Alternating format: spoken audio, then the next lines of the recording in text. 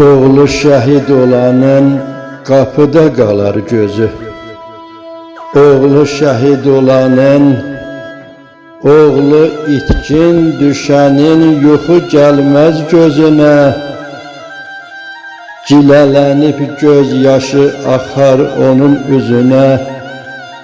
Oğlu şəhid olanın qışa dönər baharı. Gündüzü gecə olar, gec açılar səhəri. Oğlu şəhid olanın qara günü ağ olmaz. Ayaq üstə gəzsə də, amma canı sağ olmaz. Oğlu şəhid olanın nəzər eylə yaşına. Yaşda cavan olsa da, bax ağaram başına. Oğlu şəhid olanın ərşə qalxar fəryadı. Nə qədər yağ bal yesə, olmaz ağzının dadı. Oğlu şəhid olanın, oğlu itkin düşənin heç zaman gülməz üzü.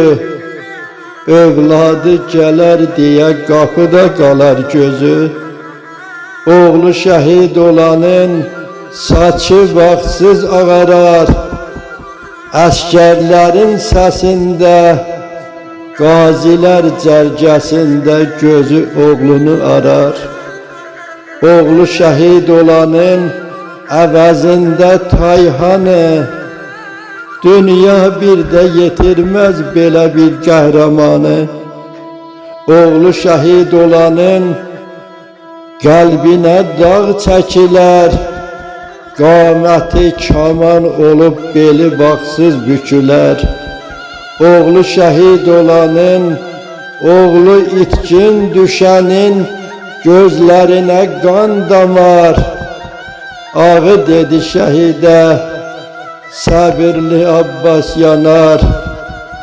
Ağı söylər şəhidə, alşarlı Abbas yanar. Allah şəhidlərimizə rəhmət eyləsin, qazilərimizə şəfa versin. Amin, amin, ya Rəbbəl aləmin. Kərbəlayı Abbas yanar, səbirli.